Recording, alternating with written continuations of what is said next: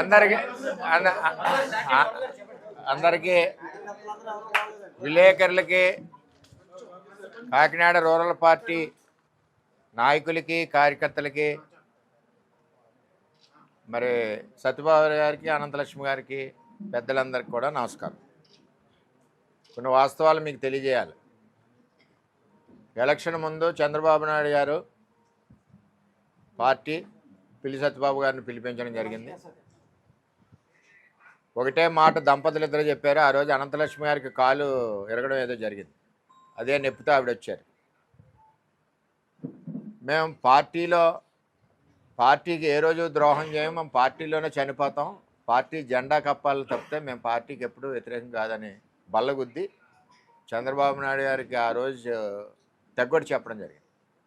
అలాగే కూటమి నిబద్ధతతో అందరం కూడా నేనవచ్చు సత్యబాబు అవ్వచ్చు భార్య పిల్లలతో పనిచేశారు కేడర్ అందరూ కూడా.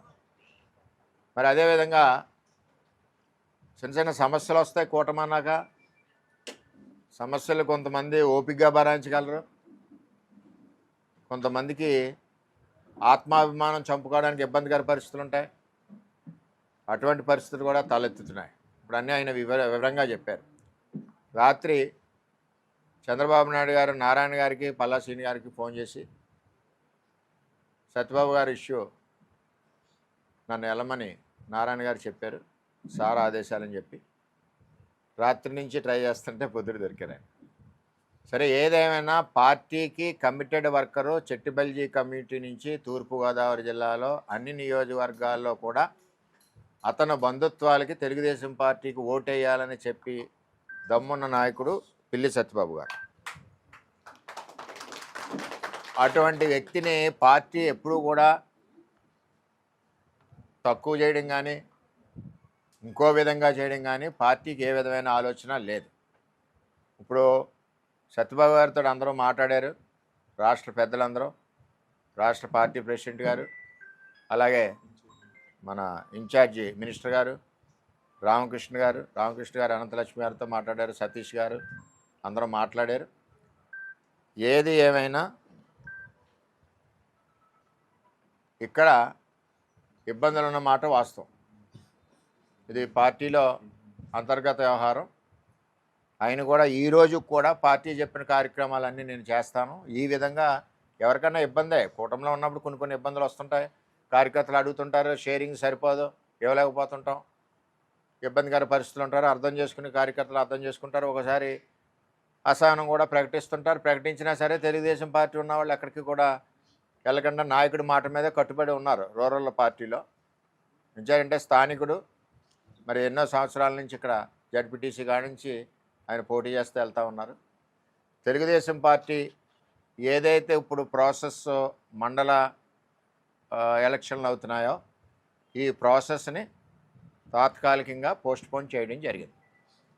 ఈ ప్రాసెస్కి సీనియర్ నాయకులు ఇద్దరు అబ్జర్వర్స్ వస్తారు, వచ్చి పారదర్శకంగా మండల పార్టీ ప్రెసిడెంట్ని నిర్ణయం చేస్తారు. ఏదైతే పార్టీలో సిస్టమ్ ఉందో ఆ సిస్టమ్ ప్రకారం సీనియర్ నాయకులు స్టేట్ పార్టీ నుంచి వస్తారు, వాళ్ళ సమస్యల్లో జరుగుతాయి. ఇక్కడ జరిగే వాస్తవాలు జరిగే అన్నీ కూడా పార్టీ దృష్టిలో ఉన్నాయి. దాని ప్రకారం ఇక్కడ కార్యకర్తల మనోభావాల ప్రకారం మంచి నిర్ణయం తీసుకుంటారు. ఇక్కడ వాళ్ళు ప్రేమించి నాయకుడికి ఎక్కడా కూడా కింద పెట్టి పరిస్థితి లేడు. ఆయన సారథ్యంలో తెలుగుదేశం పార్టీ ముందుకెళ్లే విధంగా పిల్లి సత్యబాబు గారి సారథ్యంలో పార్టీ నిర్ణయాలు తీసుకునే విధంగా పార్టీ ముందుకెళ్తుందని చెప్పి తెలియజేస్తూ, ఏదైతే నిన్న మండల పార్టీ విషయాల్లో జరిగిన వ్యవహారాలు ఉన్నాయో వాటన్నిటిని కూడా పార్టీ గమనించింది. అందుకే పార్టీ సీనియర్ నాయకులను ఇద్దరిని వేసి ఈ మండల పార్టీ ప్రాసెస్ తర్వాత చేస్తారు, అది నిర్ణయం. అదేవిధంగా సత్యబాబు గారి దంపతులని వచ్చే వారం చంద్రబాబు నాయుడు గారు పిలిచి కూర్చోబెట్టి కాకినాడ రూరల్కి సంబంధించి అన్ని విషయాలు కూలంకషంగా డిస్కస్ చేసి తర్వాత నిర్ణయాలు తీసుకుంటారని చెప్పి నాకు పురమాయించిన మా పార్టీ అధ్యక్షులు చంద్రబాబు నాయుడు గారు, పల్లా శ్రీని గారు, నారాయణ గారు యొక్క ఆదేశాల ప్రకారం నేను ఆయనతో అన్నీ మాట్లాడాం. అలాగే అనంతలక్ష్మి గారితో మాట్లాడాం. ఇవన్నీ కూడా సవ్యంగా పార్టీ బలంగా పిఠాపురం రూరల్ నియోజకవర్గంలో పార్టీకి రావాల్సిన సారీ కాకినాడ రూరల్ నియోజకవర్గంలో పార్టీకి రావాల్సిన షేరు పార్టీకే వస్తుంది. అదేవిధంగా అధికారుల స్పందన కూడా ఎట్టి పరిస్థితుల్లోని కూటమి ప్రభుత్వంలో అటు జనసేన అవ్వచ్చు, తెలుగుదేశం అవ్వచ్చు, బీజేపీ అవ్వచ్చు, అందరి నాయకత్వాలని లో ఉన్న గ్రీవెన్స్ కూడా పార్టీ నుంచి వెళ్ళిన వాళ్ళకి అధికారులందరూ కూడా సమాధానం చెప్పవలసిన బాధ్యత కూడా ఉందని చెప్పి తెలియజేస్తూ, ఆయన ఏదైతే విషయాలు మీకు తెలియజేశారో ఆ విషయాలన్నిటి మీద తెలుగుదేశం పార్టీ వచ్చే వారంలో దంపతులిద్దరిని పిలిచి కూర్చోబెట్టి నిర్ణయాలు తీసుకుంటుందని చెప్పి తెలియజేస్తారు. ఆల్రెడీ ఇన్ఛార్జ్ చేస్తారు కదా, ఇప్పుడు కొత్త ఇన్ఛార్జ్ వేస్తారు కదా. ఇప్పుడు ఆల్రెడీ ఏనండి ఇన్ఛార్జీలు అందరూ కూడా ఇప్పుడు ఇంకా ఇన్ఛార్జీలు లేనట్టే. పార్టీ ఎలక్షన్ స్టార్ట్ అయినాయి, మళ్ళీ ఇన్ఛార్జీలు అందరినీ ప్రకటిస్తారు. ప్రకటించే ముందు ఇక్కడ జరిగిన గ్రీవెన్సెస్ ఏమున్నాయో, ఇష్యూస్ ఏమున్నాయో, వాస్తవాలన్నీ కూడా పార్టీ దృష్టిలో ఉన్నాయి. దాని ప్రకారం నిర్ణయం తీసుకుంటారు. తెలుగుదేశం పార్టీ చంద్రబాబు నాయుడు గారు, తెలుగుదేశం పార్టీ పిల్లి సత్యబాబు గారిని వదులుకోవాలని లేదు. ఇక్కడ ఆయన సారథ్యంలో తెలుగుదేశం పార్టీ బలీయంగా ఉంది. ఇంకా బలపెట్టవలసిన అవసరాలు ఉన్నాయి. కొన్ని ఏవైతే ఇబ్బందులు ఉన్నాయో ఇబ్బందులన్నీ సార్ట్అవుట్ చేస్తారు. తెలుగుదేశం పార్టీకి రావాల్సిన షేరింగ్ ఏది ఉందో కూటమిలో పద్ధతి ప్రకారం ఆ షేరింగ్ ఆయన దగ్గరికి నడుచుకుంటూ వస్తుందని చెప్పి మీ అందరికీ తెలియజేస్తాం.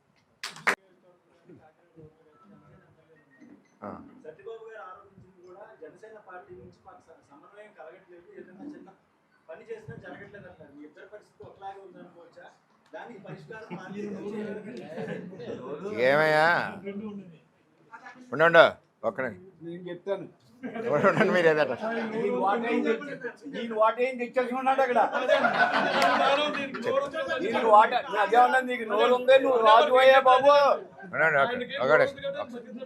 ఏమండి ఆగా 2 చోట్ల తెలుగుదేశం పార్టీ బలీయంగా ఉంది. అదేవిధంగా చంద్రబాబు నాయుడు ఆదేశాలకు భార్య పిల్లలతో రాష్ట్రం అంతా కష్టపడి పనిచేశారు. అలాగే జనసేన చేసే చోట జనసేన చేశారు, బీజేపీ చేసే చోట బీజేపీ చేశారు. ఇది కూటమి ప్రభుత్వం. జాయింట్ ఫ్యామిలీలో ఎలాగుంటుందంటే మాంసం కూర వండుతారు, ముందు వచ్చినట్టు 4 మెత్తని ముక్కలు పడతాయి, వెనకాల ఉంటే దుమ్ము పడవచ్చు. నాకు దుమ్ము పెట్టావు కదా అది మెత్తని ముక్క ఉందంటే అది కాదు, కరెక్ట్ కాదు. కొన్ని చిన్న చిన్న విషయాలు అవుతాయి. ఇవన్నీ కూడా పార్టీలో ఆల్రెడీ పెద్దలందరూ మాట్లాడారు, అన్నీ సర్దుకుంటాయి. ఏమండి